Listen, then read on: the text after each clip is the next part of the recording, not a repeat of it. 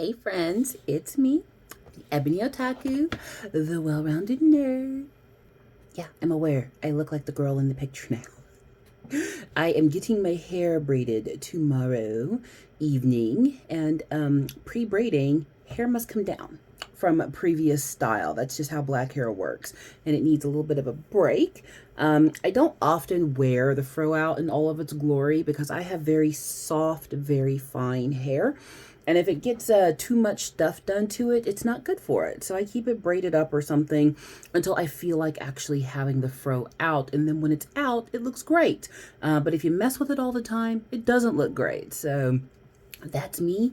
You do you. But yes, the fro is here now that we've gotten that out of the way. This is why you're here.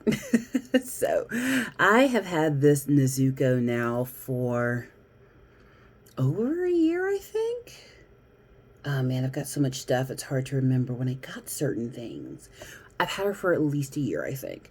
It was picked up for me, yeah, it's been over a year. It was picked up at Dragon Con in Atlanta for me.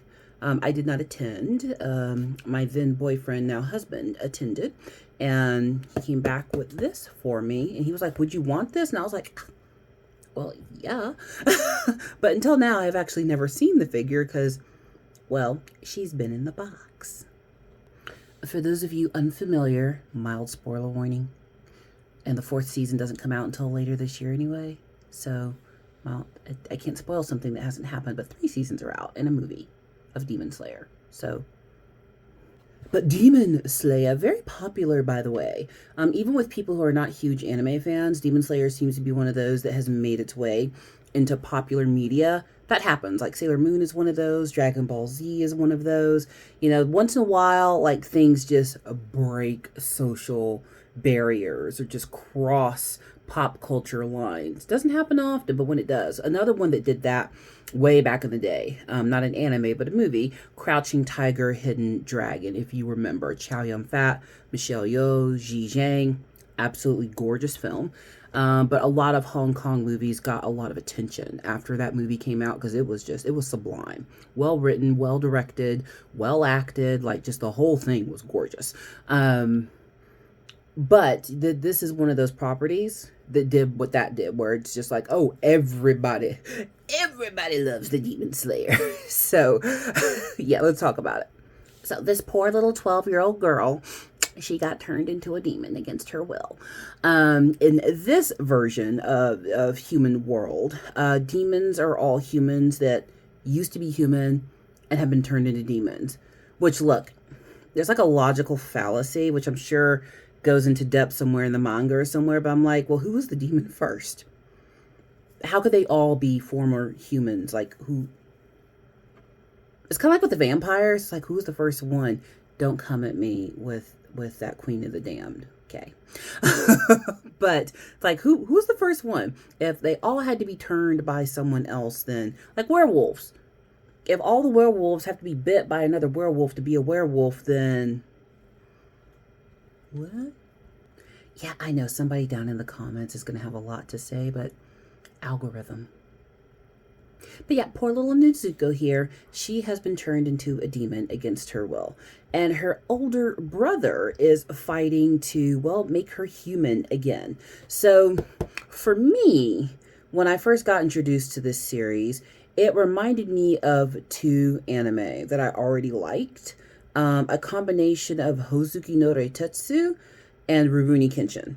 So if you're familiar with Rurouni Kenshin, which probably more likely that one than not. Hold up, I have something. I have visual aids. I should go through all of my Kenshin figures one day. They're pretty great. Anywho, we're going to pretend this is Tanjiro. That is Nezuko's older brother. But his style, Tanjiro himself, Tanjiro, I think it's Tanjiro. He's actually fashioned, from what I understand, the artist actually put him in this style on purpose. Rurouni Kenshin is the story of Himura Batosai. He was a really great swordsman at the end of the Meiji era, beginning of another era in Japan, where the samurai were going out of fashion. So like walking around carrying a sword and doing the thing, not as, you know, kind of frowned upon because society was changing, actually just becoming more westernized, let's be real. He was one of the last great swords people to exist, one of the last great samurai, and people keep calling him back to go fight one more battle. You know how it is. Anime got a plot. It's got a plot somehow. But for the sake of today's video, we're going to pretend this is Tanjiro.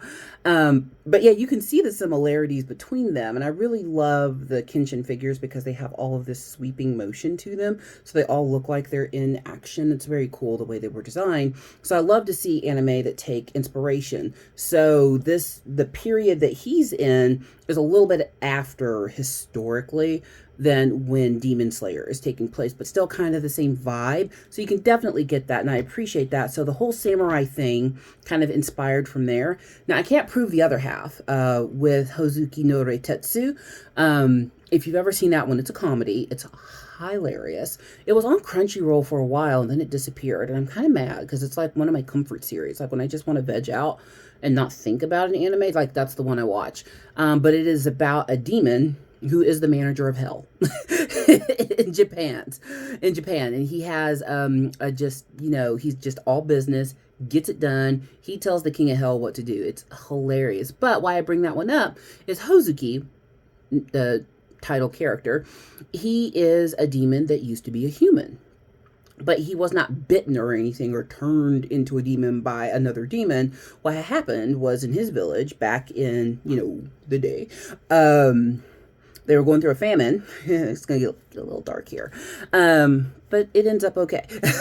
His village was going through a famine and he was an orphan. So they decided to sacrifice this orphan child to random god. And while they're tying him to a stake and about to do him in, like as a little kid, he's like, I'm going to come back and get y'all.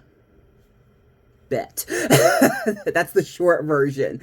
And because he was innocent when he passed away, when he goes through the process, you get to learn all about how hell works in different cultures, like not just hell, but the afterlife in general in different cultures. It's super fascinating because they go into Chinese afterlife, Western afterlife, the Catholic version, the Christian. It's kind of great.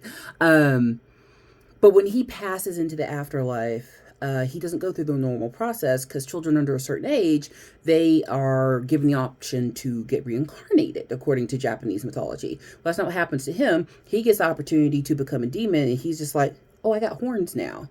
Oh, okay. I'm gonna rise up through the ranks of demons and come for y'all one day. And that's exactly what he does. Like he ends up becoming like the highest ranking demon, just right under the king of hell. And eventually the people who did him in end up in hell and he gets to decide their fate. But that's a version of demons that the demon wasn't demoned by another demon. Like it happened just as part of the process of passing on into the next life. And that is, if I have a gripe with Demon Slayer, that's the only one. But again, I'm sure somebody's going to get down in the comments and tell me all the reasons, which is fine. Feed my algorithm. But this poor girl is getting put through. So all of the demons in this world were turned, and I'm assuming, except for a couple, against their will. It's kind of like the vampires. Like most of them were turned because some vampire fell for them. And they're like, ooh, I'm going to make you want to me. But for the most part, people aren't out there like, ooh, I want to be one. Like same thing. Like no one's out there like, ooh, I want to be one. And especially as a little kid. So what happens is his family's living up in the mountains, his and hers family, their brother and sister, living up in the mountains. They get attacked and she gets bitten and turned. But she retains some of her humanity because what usually happens is when someone becomes a demon, you a demon. Like that's it. You are kind of like in Chainsaw Man. When people turn to the other side, they turned and they stay turned. But then you got, Denji there in the middle who's like kind of human. He is possessed by a demon, but he's still cool. She's a demon, but she's still human. And her brother wants to save her. And I think more people have connection in this series with her than they do her brother, which is why I wanted a Nezuko. Because she's the character that's had something done to her that she didn't ask for. She didn't ask to be put in this position. And the world has set up a system of checks and balances by which she must be controlled. But she's being put upon and having to be controlled over something that was never her choice. And especially as a small child, when she gets bit, she's itsy when that happens. Now, her brother eventually goes off to go to training to become a demon slayer. And it's kind of like a catch-22. It's like, okay, yeah, I get it. You want to go kill all the demons, but she a demon too, so... And you see the complication. But what is good anime and manga without layers upon layers of complicated relationships? Then we wouldn't love it, would we? That plot's got a plot. But enough of that. Let's go ahead and take her out of the box. First, we always got to check for tape. Is there tape? There is tape. So y'all know what I'm going for. My handy little multi-tool that lives on my desk. Not that end. I need the knife end. Oh, she's got dust on her. Oh, your girl is... That's disrespectful. I never opened her. I got her when I lived in my previous city as a gift, and I knew I was eventually going to move when we got married, so I just never opened her because I didn't, don't want to break her. Now she's where she's going to live forever, so why not? I mean, it's kind of hefty for its size, so I'm anticipating a nice figure. See, I hate it when the box is packed so tight that you might wreck the box, because I might open her up and be like, oh no, she goes back. I've done that before, where I've opened a figure and then gone, nope, you stay exactly where you were. Oh, it's numbered on the inside. Well, mine's way up there. 10813. I don't know if the numbers mean anything, but they're there. Let's see here. So even if these were something, it means nothing. She might stay out of the box now that I'm looking. Nada. No scenery. Even the Transformers give us scenery. Come on. I don't know what he paid for this. I imagine she wasn't free. Oh no, there's a big old piece of tape around the box holding her in here. There we go. Okay, she's wrapped nicely. I'm into it. We're going to set that down, her little cardboard cradle. So this is a statue more than a figure, which I am for statues. Now this one, choices have to be made at this point. Yeah, I know. Look at that packaging. So when she comes out, she's out. There's no putting her back. There's no retaining value. None of that. I just cut the bag. But this is a beautiful figure, and I need the space. The box is taking up too much room. She's gorgeous. Oh, look at her. So these statues typically are not posable. So the Warhammer figures I've opened, so my Terminator that I kept calling a Dreadnought, my Terminator, my Sister of Silence, like figures like that, they are posable. They are meant to be articulated. The Transformers, even to an extent, I have a few Sailor Moon figures and Spy Family figures that are meant to be posed, so you can do stuff. But this is a statue, and even this guy here, he's not posable. Like, he is a statue. He stays in one spot. They aren't, for lack of a better word, toys. They aren't meant for kids to, go around and, have fun with. They can. I mean, imagination's imagination. Don't let me stifle your imagination. They protected her hair really well. But she's meant to sit out and be pretty. Let's take a look. Oh, let's put her on this side. The light's not being nice to me. I'm going to call that an absolute win. Oh, she's beautiful. There's that little thing she has to bite down on if she's transforming. Yeah. Now, one thing you'll notice about these figures, it is very much block coloring. So there's not a lot of gradient and shading done because they produce so many of them. That's what makes these worth opening in the long run. I'm one of those collectors who does try to preserve the value of some figures, not all. Everything's not going to be worth something. Get that out your head if you think that. Like every time you buy a figure, oh, it's going to be worth $1 million one day. It's not. It's rare. It is, that's just how it works. It's what the market will bear. But she's got a great stand here, which I love because, please say her feet fit perfect. Oh, and they do. Which means when I set her up, oh God. Look, I'm over here telling lies. I think I'm putting her on backwards. So it looks like these are directly aligned in size for, yep. They have to go on a specific way. So I was trying to put her on backwards. So she's actually got a perfect little pedestal here. So she is going to be great all set up. I think, I'm trying to decide where I want to put her. I think she's going to go on the shelf with my Adepta Sororita and my Terminator. I'm not sure I want the brother. I know he exists. And not hard to come by. I've seen them all over the city I live in. But she's the character that we all love. At least for me, this is the one. Like Chainsaw Man, like I really only care about Pochita, Denji, and Power. That's it. I mean, the rest of them are there, but those are the only ones I care about. So that's the other part of collecting, is collect what you want. Like when it came to Sailor Moon, I love them all. So anytime I get a doll, I want the whole set. Spy Family, I love them all. I want the whole set. But I would say like a series like Transformers, I'm about as particular about that as I am something like this. I don't want every Transformer. There are specific ones. I'm a Gen 1, Gen 2, and even within that, there's some that I don't care about. I don't care anything about the Insecticons. I don't care about the Predacons. I don't care about the Constructicons. I want the ones that I want. And same thing when you're collecting, it's okay to have a preference on what you want. You don't have to get all of everything. Now, there's certain things that if I collect one, I want the whole series. Like if I got a new set of Sailor Moon dolls, the SHF figures, once I got one, I needed all of them because set, you know, or any other. Oh, I have an Uncle Roger U2s, and Stephen He put one out. I had to have it because, yeah. So, yeah, but you're not obligated to collect all the things from everywhere, and you're not obligated to try to keep everything pristine in a box. If you ever needed that permission, I'm giving it to you. If you want your figure out and displayed and pretty, you put your figure out, display it, and be happy at it. But now we gotta go find her a spot to live. So I think we have a beautiful home for her on this shelf. Light, help me. So we've got another Kenshin here. So he's great. That is him from the OVA series. Amegami-sama, a Technique Lego that I need to put together, so he won't live there forever. You see back in the corner is my Adepta Sororita. There is my Terminator. And now, let's just slide her into place. There we go. See why she had to come out the box? See where the Adepta is? That is where her box was. And look how much more space there is now. So over time, I'm going to keep opening boxes and placing them because that makes more space.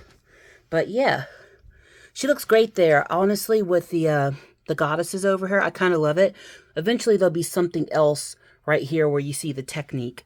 Until I put it together, that's where it lives. But yeah, up here on the top of the cabinet, I use kind of as a bookshelf. This is an example of me wanting a whole series versus like a single one. So you see I've got Lloyd and Yor, Anya, and where is he? Bond. I wanted all four of them. Now, there are other characters, but those are the only characters in the series I care about. But then I discovered this version of Sailor Moon figure, and I didn't see them in the outer Senshi. They might start existing in the near future, but I had to get all of them. So there's Mars, Jupiter, Chibiusa, Mercury. Where's Venus? Oh, Chibiusa's on top of Venus. Ha ha ha. Homegirl's got a lot going on. But yeah, sometimes you want all of them. Sometimes you want a few of them. Like back there, you see I have a Lane figure. We'll talk about her one day. That's the only figure I have from Lane, and I randomly bought it at, what's it called? The Tower Records when I was a teenager. So collections take a lot of shapes, a lot of forms. But you'll notice, you know, these are all in boxes. Like this guy here, he old. There's Sailor Moon over there. She old. They're never coming out the box. Some others, we'll talk about it. We'll see in the future. But that was fun. I thought I'd unbox something anime-ish. I've got tons of Transformers that still need to come out the box. But today's not that day. So it was nice to do a little bit of a departure, a little bit something different. Tell me what you think about that. Maybe I'll open up another Transformer or anime figure. I do have some really amazing figures that I want to take out the box, but we don't take them out the box for non-monetized channels. Get me there and we'll take them out the box. And I still have figures I want to give away. But again, this channel needs to pay for its own postage. So get it there. And I have figures that I definitely want to gift to other people, to loyal subscribers through just, you know, commenting contests. That's the easiest way to do it.